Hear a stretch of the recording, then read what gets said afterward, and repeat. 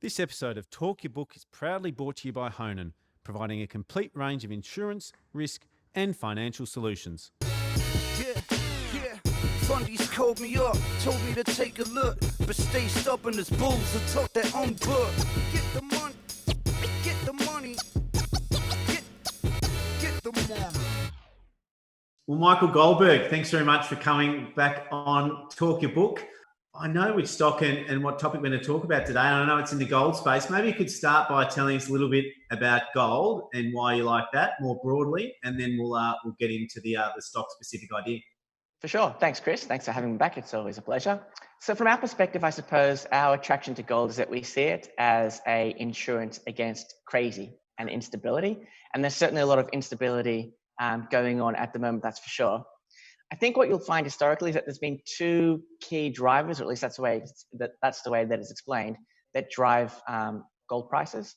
The first one is low interest rates, which is an interesting one to consider, and the other one being a low dollar. So both of them make sense intuitively. If you've got a low interest rate, then the alternative to gold traditionally for protection against inflation is inflation-adjusted bonds. The opportunity cost of investing in gold is not significant if the yields are paying very low amounts. Whereas if yields are quite high, then investors tend to hedge their bets against the market by taking those inflation-adjusted bonds.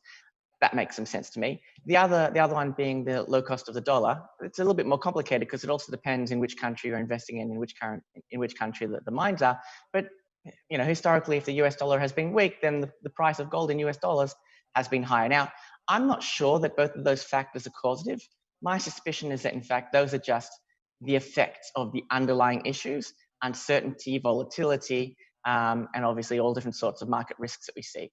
Now, there's a lot of things, there are a lot of macro activities going on at the moment that tend to suggest that we're going to see uncertainty for at least the foreseeable future.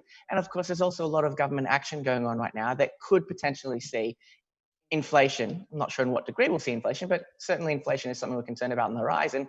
That could also potentially see the gold price going higher.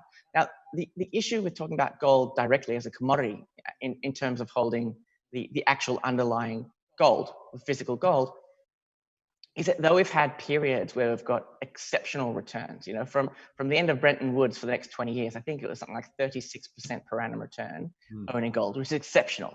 But over the entire period from the 1970s until now, the average return, or the total return in US dollars at least, has been about 7.7%, which is pretty good. But you could have invested in the S&P 500, again, a US index, and you would have made 10%. And I understand that the difference between 7.7 and 10% might not sound like a lot, but when you annualize that and you compound that over the last 50 years, that makes quite a significant difference. So from our perspective, what we're looking to do is, instead of just buying physical gold, is we've looked to buy a basket of gold equities. Now, we're not keen to just buy every gold equity, because just like every other kind of stock in every other kind of sector, there are certain stocks within a sector that are attractive and there are certain stocks that are expensive. And so in general, we have looked to build a basket of about 10 different gold stocks within our broader portfolio that give us that hedge against the situation that we're really seeing right now, the uncertainty, the crazy, the risk. It's providing us with the insurance against the equity markets. And what stock do you want to speak about today? I thought we'd talk about Nova Minerals, which is a smaller cap stock. They've got a fully diluted market cap of probably around about $120 million. But what's interesting about them is that they've got a bit of a different approach to how they're mining their gold, which I'm keen to talk about. But if you'd like to talk more generally, the sorts of things that we tend to look for in gold companies are high-grade reserves, obviously, at low depths preferably. And that's not just for the sake of being high grade and low depth, but traditionally, at least, that tends to translate into lower cost of production. Now, as I mentioned, Nova has a bit of a different approach. So they're actually a low grade mine, but they have other ways that they get the low cost of production. You also like to find management who are aligned, who have aligned their interests with their investors. One of the challenges that we find with any kind of investing is that you want to be sure the management are going to do what's in your own best interests. And the best way to ensure that is to ensure that it's also in their own best interests. Of course, you'd like to find a safe jurisdiction. You've seen plenty of cases in the past with all sorts of different commodities where when a commodity becomes hot, a government might decide to take over a mine. We've seen companies in different necks of the woods in different areas of the world where they've had to hire private security because they've just had people turning up in Jeeps with AK-47s, holding them to ransom and stealing their reserves. So you want to find places, you want to find companies with reserves in Australia or the Americas. Those are the two primary places where you've got that attractive jurisdiction. You want to find historical data. And historical data is an interesting one because everyone just assumes that historical data is good for identifying where the gold is. And that's obviously true, but especially for a small or a medium cap company, knowing where the gold is not can be a massive help. When drilling is so expensive, and it is so expensive, certainly for these smaller companies, knowing where you shouldn't waste your time is a massive help. So we're looking for companies that have historical reserves and drilling numbers. And whereabouts is Nova's deposit? Nova's deposit is in the middle of nowhere, Alaska, which brings me to my next point, which is access to infrastructure. So as I pointed, Alaska, it's the middle of nowhere where if the grizzly bears don't get you, the cold will. So Alaska's been very fortunate. There was a mine site already built there before they took control of the site in 2017. But what they've done is they've built up that camp. So normally what happens is, given the temperature and the environment in Alaska, you can really only work there for about 4 months a year. So Nova took the view that, we've identified this wonderful reserve. We want to be as efficient as possible. So they actually built a campsite out there, which can house up to 30 people, which is more than enough at the moment. And so they are going full time, the whole year, 365 days a year. The other thing they've got up there which is quite helpful, is they've actually got an airstrip. So they're able to bring in supplies whenever that might be necessary. So moving the actual campsite was quite a task. They ended up bringing some helicopters, which is quite an interesting video to watch. But on an ongoing basis, they've got that airstrip, so they're able to bring people and other sorts of supplies in as well. And then, of course, lastly, and this brings me to the point that I was mentioning before, is you want to make sure that you're paying the right sort of price for these companies. So just holistically, if you look at the bigger gold companies in the ASX, they all tend to trade at about 30 times price to earnings ratio. So 30 times price to earnings ratio, you've really got to ask yourself, fine, I like the idea of owning gold, but am I really comfortable? If gold doesn't go anywhere from here, am I really comfortable it taking me 30 years to make back a return on my investment? So I think probably there's been a lot of money flowing to these bigger companies, certainly over the last couple of years as gold has become more and more interesting. I think probably the opportunity in terms of getting a good value deal in the mega cap space is probably past, which is why we're looking to the mid cap and smaller cap areas. So it's an interesting structure with this business where management own a portion of the project themselves, and then 85% of it is owned by the listed entity. How do you get comfortable with that sort of a structure when you're looking at a small cap resource stock?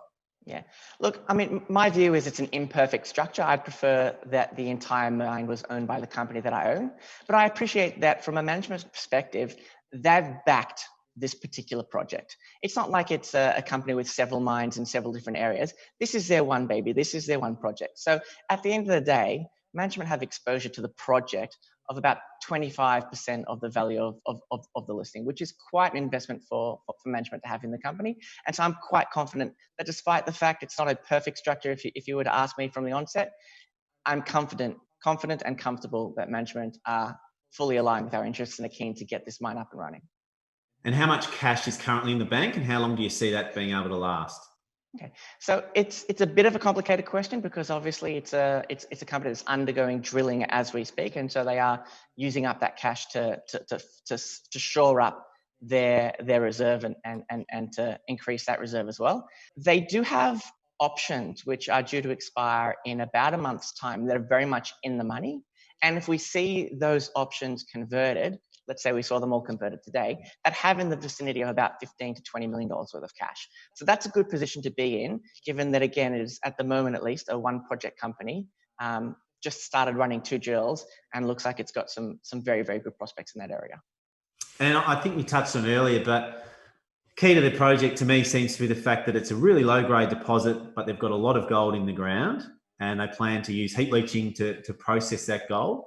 Do you want to walk us through some of the numbers around grade and potentially what the costs for that heap leaching process could be when compared with traditional mining techniques? Yeah, for sure. Look, I think it's probably worth noting off the bat that region, which is called the Tatina Gold Belt in Alaska, is massive. We're talking about a massive area where there is just so much gold, it's almost unbelievable. So the area, the region has some 220 plus million ounces of gold, which is astounding.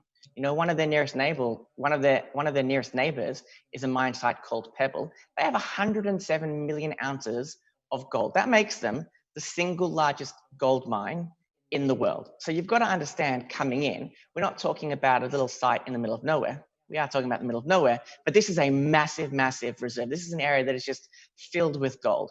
So Nova have at the moment identified about 2.5 million ounces worth of gold in an intrusive system. So what an intrusive system means is, rather than identifying a vein of gold and then spending a lot of energy and money accessing that vein of gold, essentially, wherever you dig in this region, you will pull up some gold.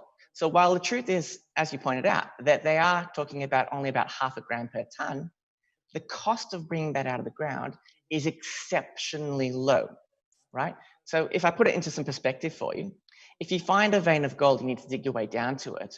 The expense and cost of getting down to it is so expansive that by the time you finally hit that gold, you need to make sure that you pull out every single ounce that you possibly can. So you're prepared in this case to spend tens or hundreds of millions of dollars on a production facility so that when you get that high grade reserve, you can pull it all out and recoup the costs of getting down to it.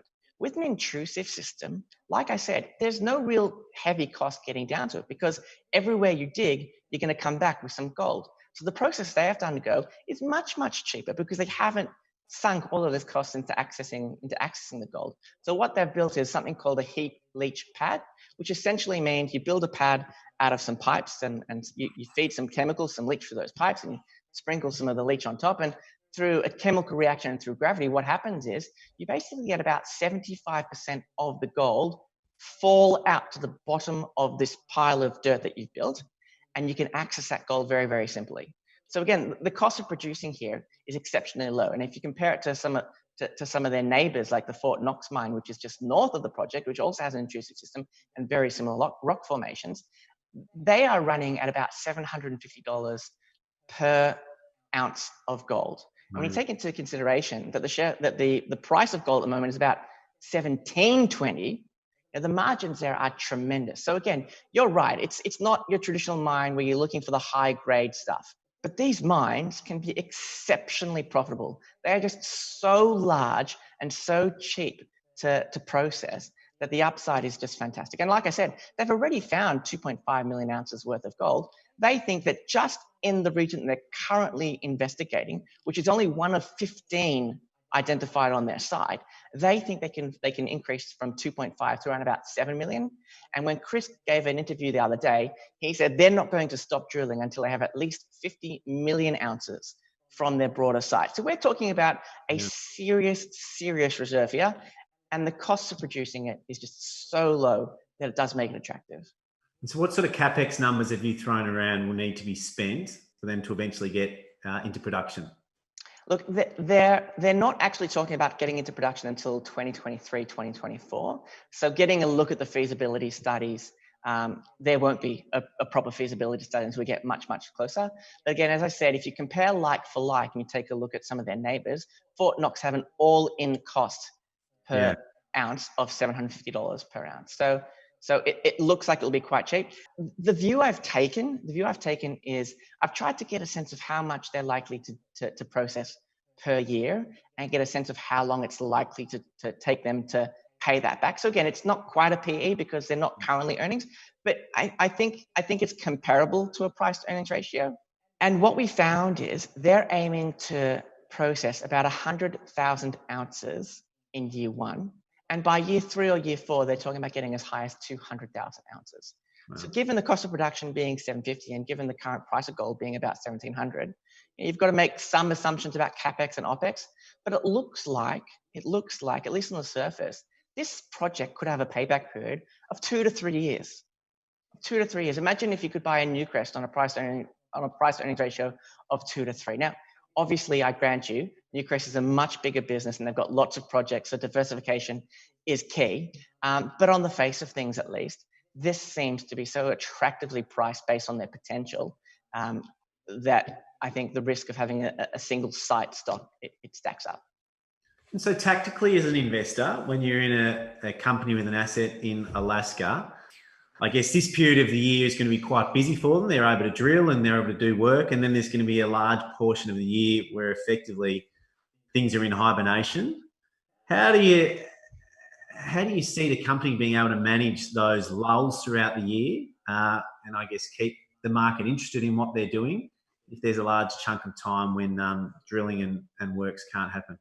Yeah. So normally with the region, the Alaskan region, the challenge with mining and drilling is accessing the area. And so normally you see that mines operate on about a four months of a year. They operate 4 months of the year, and then everyone goes home because you can't live in the middle of nowhere. Nova recognized this, but also in recognition of massive prospect, what they decided to do was rather than take 3 years to achieve 1 year's worth of work, they've built a mine site up there. And they can do that because they have a airstrip, which allows them to bring people and supplies. And they built a site that will allow them to have 30 people working there full time. So while ordinarily I would agree with you that these sorts of areas you can only work on for half the year at best, Nova has intention to work throughout the year, and they can do that now that they've brought up the supplies and built the campsite up there. And so even the ability to drill, even when there's snow and stuff, they can still commit to all that? The actual Estelle project is on quite a massive space. It's on 220 odd square kilometers of land. And across that prospect, there are different sorts of regions. You've got mountainous regions, you've got valleys, you've got all sorts of different sorts of regions. The feedback that I've gotten is that while it may be true that some of the areas might get flooded or become inaccessible during certain times of the year, there is work that can be done on an ongoing basis. And so while perhaps they'll have to move away from their northern prospect, they could move to their central prospect or their southern prospect. And again, like I said, there's 15 separate identified regions where they've got historical drills, or at least topographical information that suggests that there is gold under there.